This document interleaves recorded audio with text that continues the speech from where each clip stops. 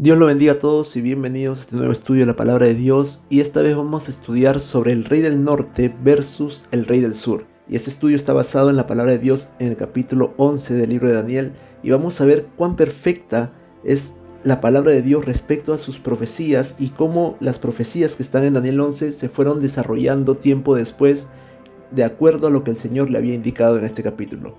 Así que vamos a orar para comenzar este estudio. Padre, yo te doy gracias, Señor, en el nombre de Jesús por este tiempo. Yo te pido que seas tú, Señor, trayendo discernimiento, Señor, que seas tú trayendo sabiduría, Señor, que podamos comprender cada día más tu palabra, Señor, y que por medio de tu Espíritu Santo tú nos puedas acompañar en cada versículo de este estudio, Señor.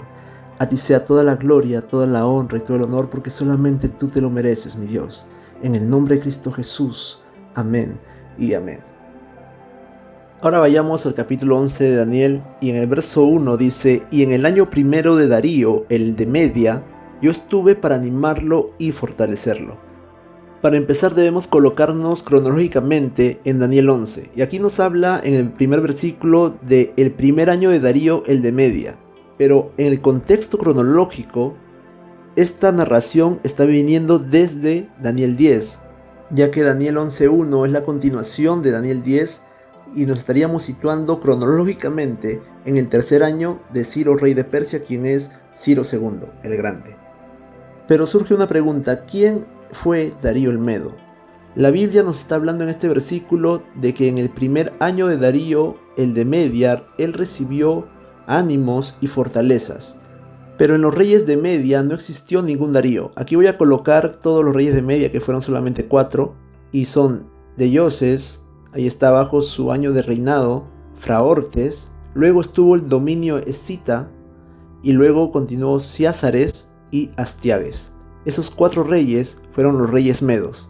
Sin embargo, en Daniel 11.1 nos habla de que en el primer año de Darío, el de Media, estuvo el Señor para fortalecerlo. Pero no existe ningún rey de Media que se llame Darío. No lo confundan con Darío I, segundo o tercero, quienes fueron descendientes de Ciro, ya que para este tiempo Ciro el Grande todavía no había nacido. Y este versículo causa mucha polémica a nivel mundial, sobre todo para las personas que están en contra de la palabra de Dios, ya que dicen de que esto es ficticio, porque la palabra de Dios está hablando de un personaje que nunca existió en la historia. Sin embargo, nosotros como creyentes confiamos plenamente en la palabra de Dios, más allá de los descubrimientos arqueológicos o históricos que estén sucediendo. Y les voy a dar un ejemplo. En el año de 1993, por primera vez se descubrió una prueba arqueológica de la existencia del rey David. Entonces, antes del año de 1993 no se sabía nada en la historia sobre el rey David. Por lo tanto, lo que dice la palabra de Dios es cierto, haya o no pruebas arqueológicas. Y un claro ejemplo es el rey David, quien fue descubierto recién 5000 años después de su existencia. Se pudo saber que históricamente sí existió. Así que continuamos con este versículo, y si me piden mi opinión sobre Daniel 11, ¿quién sería el rey Darío? Una de las posibilidades es que uno de estos reyes haya llevado el sobrenombre de Darío el Medo. Y otra es que en el primer año de su reinado recibió fortalezas y ánimos. Y aquí vemos de que en esta línea de tiempo existe un dominio escita. Y luego de este dominio escita, quien se levantó contra el dominio escita para continuar el reinado dejado por su padre fue Ciázares. El dominio escita terminó en el año 625 a.C. a causa de que Ciázares se rebeló contra el dominio escita para recuperar el reino dejado por su padre Fraortes. Y es allí cuando él comienza su reinado. En el primer año de su reinado sería el 625, cuando invadió el dominio escita. Entonces podría ser esta una de las probabilidades que Ciázares sea llamado en ese tiempo Darío el Medo. Pero esta es una opinión que yo tengo y la quiero compartir simplemente. Es solo una opinión. Así que continuamos y podemos encontrar que después, para los tiempos de Astiages, estaría Ciro II, el Grande. Y hay una nota muy interesante que quiero compartir aquí de Herodoto, y es de que Ciro II sería nieto de Astiages, luego de que Astiages diera a su hija Mandana a su vasallo Cambises de Persia. De esta unión nace Ciro II, quien luego encarcela a su abuelo Astiages y comienza el imperio medo-persa. Y esto es lo que dice Herodoto en su libro Historias, escrito en el año 430 a.C. Y quisiera continuar con esta línea de tiempo. Y lo que estamos viendo aquí es el reino de Judá que está en azul, el imperio babilónico que está en naranja y el imperio persa que está en verde. Y aquí están los años, y es muy importante esto porque esto nos va a ayudar a comprender lo que está diciendo Daniel 11 en los versículos siguientes. Así que en el año 539 a.C. estaría la conquista de Babilonia dada por el imperio medo-persa liderado por Ciro II el Grande. Y a partir de allí vamos a continuar leyendo la palabra de Dios.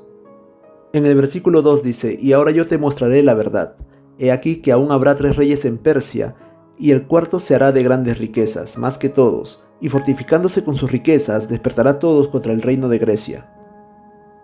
Entonces, como esta profecía fue dada a Daniel en el tiempo del reinado de Ciro el Grande, aquí en el versículo 2 dice que habrán aún 3 reyes más, y el cuarto será de grandes riquezas. Por lo tanto, en la historia, después de Ciro el Grande, estuvo Cambises II, Esmerdis y Darío I.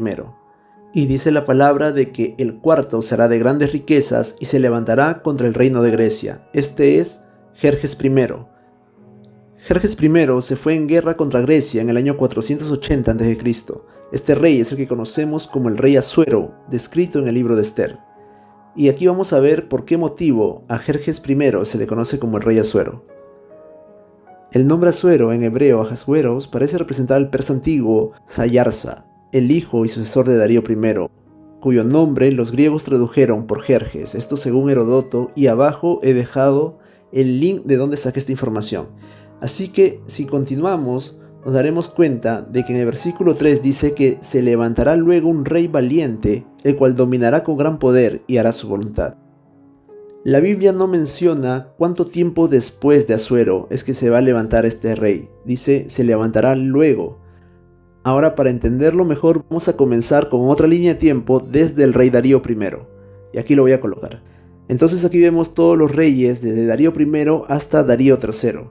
Estos son reyes del imperio medo-persa, todos descendientes de Ciro II el Grande. Pero la Biblia nos dice en el verso 3 de que se levantará luego un rey valiente que tendrá un gran dominio y gran poder. Este rey valiente que se levanta después, en el futuro, es Alejandro Magno. ¿Y cómo llegamos a esta conclusión? Pues la historia nos dice de que el rey Alejandro Magno se levanta luego contra el imperio persa y predomina sobre él. Esto también lo hemos visto ya en Daniel 8 y quisiera recordarlo. En Daniel 8 se nos habla de una profecía, de una visión, donde Daniel ve a un carnero que tenía 2 cuernos. Luego viene un macho cabrillo que tenía un cuerno grande y hiere al carnero de los 2 cuernos. Este carnero representaba el imperio medo y persa, mientras que el macho cabrillo representaba al imperio griego, y el cuerno grande que estaba en su frente representaba al primer rey, quien era Alejandro Magno. Fue Alejandro Magno quien se levanta contra el imperio medo-persa y los vence, ampliando así su dominio. Es por eso que la Biblia dice de que este rey tendrá un gran dominio, y vamos a ver lo que dice Daniel 8:8. Y el macho cabrío se engrandeció sobremanera, pero estando en su mayor fuerza, aquel gran cuerno fue quebrado, y en su lugar salieron otros 4 cuernos notables, hacia los 4 vientos del cielo.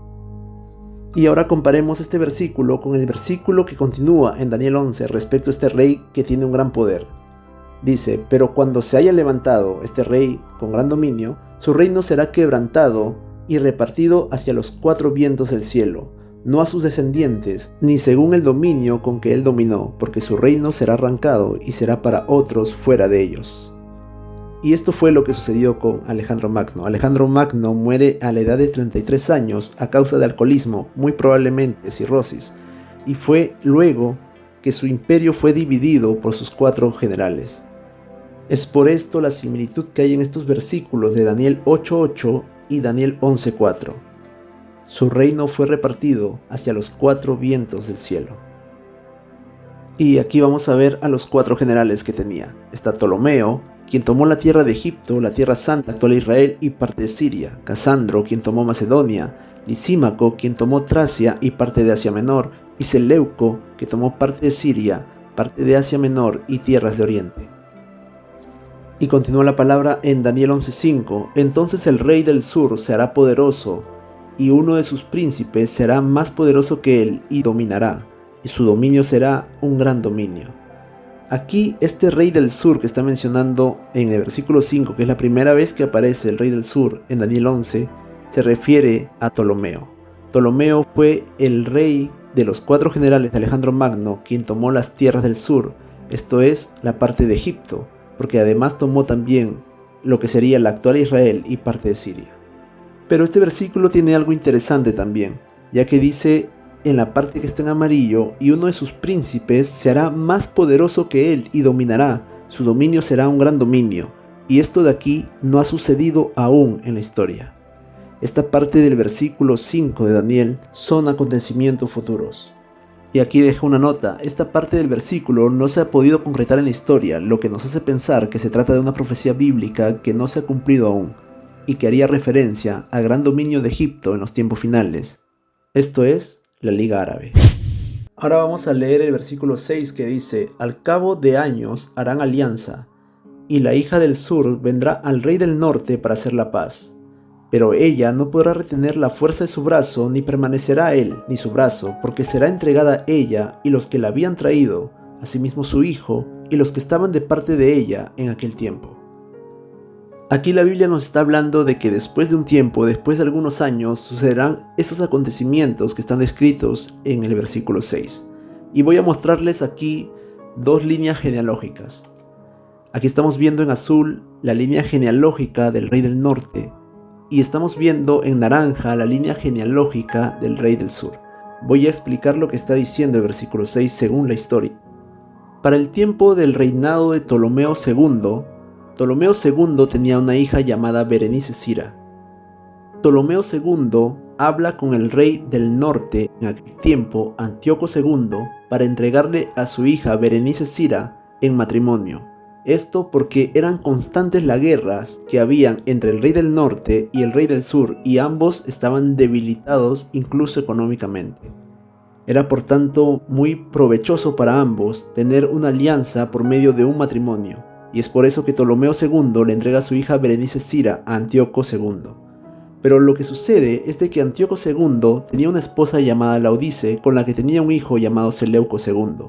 Este hijo, Seleuco II, era el heredero al trono del rey del norte, y a causa de su unión con Berenice Sira tenía que expatriar a su primera esposa Laodice y a su hijo Seleuco, y no solamente expatriarlos, sino quitarles todos los privilegios, incluso el derecho al trono de Seleuco II. De esta unión que tiene Antíoco II con Berenice Sira nace un hijo al que ponen por nombre Ptolomeo Antíoco. 4 años después de su nacimiento muere Ptolomeo II, su abuelo, y a esto Antíoco II, al ver que Ptolomeo II había muerto, manda llamar a su primera esposa y a su hijo Seleuco II para que vivan con él en el reino del norte. Laodice, al recuperar su posición, envenena a Antíoco II causándole la muerte y declara que Seleuco II sería el heredero legítimo al trono del reino del norte.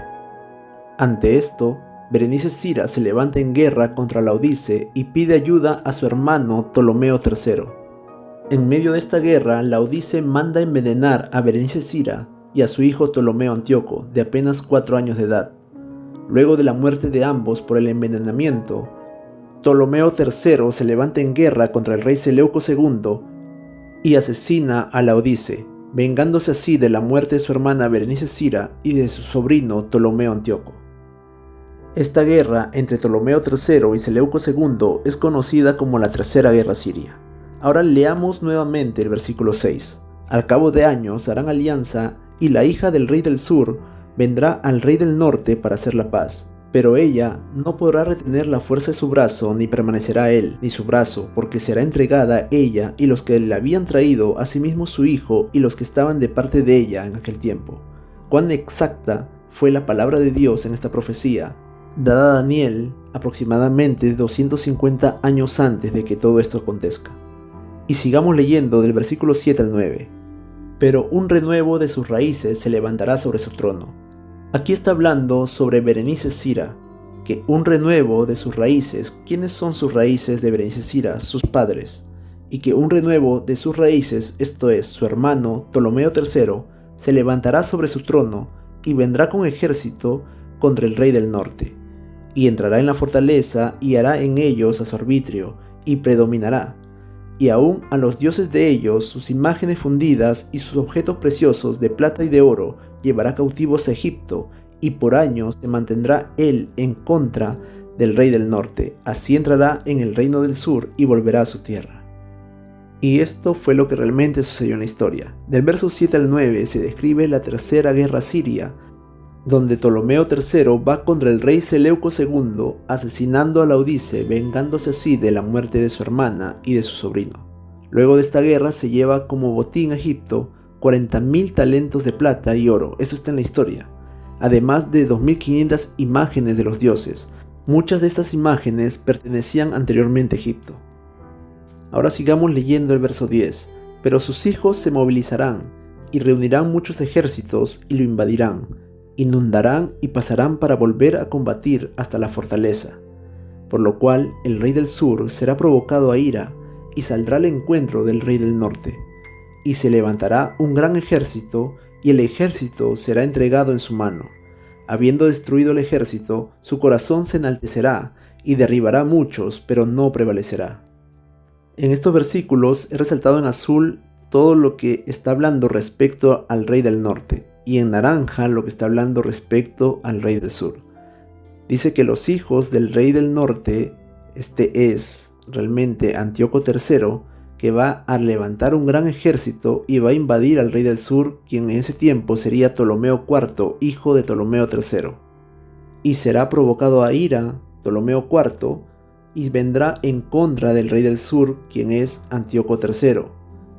Y Antíoco III levantará un gran ejército contra él, y el ejército será entregado en las manos de Ptolomeo IV. Habiendo destruido el ejército, Ptolomeo IV se enaltecerá, derribará muchos, pero no prevalecerá. Y esto vamos a verlo en la historia. Aquí en estos versículos se está narrando la cuarta guerra siria. Antíoco III fue a Egipto con 62.000 soldados de a pie, 6.000 jinetes y 102 elefantes, mientras que el ejército egipcio contaba con 20.000 egipcios, mercenarios gálatas y tracios y 73 elefantes africanos. La batalla decisiva se dio en Rafia, actualmente sería esto situado al sur de la Franja de Gaza, en el cual el ejército de Ptolomeo ganó la batalla. Y todo esto lo había dicho ya la Biblia en las profecías de Daniel, aproximadamente 300 años antes que todo esto acontezca. Continúa el verso 13 diciendo: luego volverá el rey del norte a levantar un ejército mayor que el primero, y al cumplirse el tiempo, ambos vendrán en su arribo con un inmenso ejército y poderosa caballería. Todo lo que va a acontecer después del versículo 13 de Daniel 11 en adelante, lo veremos en una segunda parte de este estudio, el rey del norte versus el rey del sur, ya que es demasiada información y está muy interesante cómo todo esto se ha ido cumpliendo. Todas las profecías de Daniel 11 se fueron cumpliendo al pie de la letra en la historia. Vamos a orar para darle toda la gloria al Señor. Padre, te damos gracias por este tiempo, por este estudio, Señor, porque tú nos has enseñado, Padre, por medio de tu palabra, que tu palabra es perfecta, que tu palabra predomina, que tú eres fiel, Señor. Gracias te damos en el nombre de Jesucristo por este estudio, Señor, porque sabemos de que tú nos muestras tu palabra, incluso nos anuncias lo que ha de venir desde antes que todo acontezca. A ti toda la gloria, toda la honra y todo el honor, porque solamente tú te lo mereces. En el nombre de Cristo Jesús. Amén y amén. Y para todas las personas que quieran seguirme, en mi Instagram estaré dejando información sobre nuevos estudios que estaré dando. Y también estará mi correo y mi número de WhatsApp en la descripción del video. Que Dios lo bendiga. Será hasta la próxima.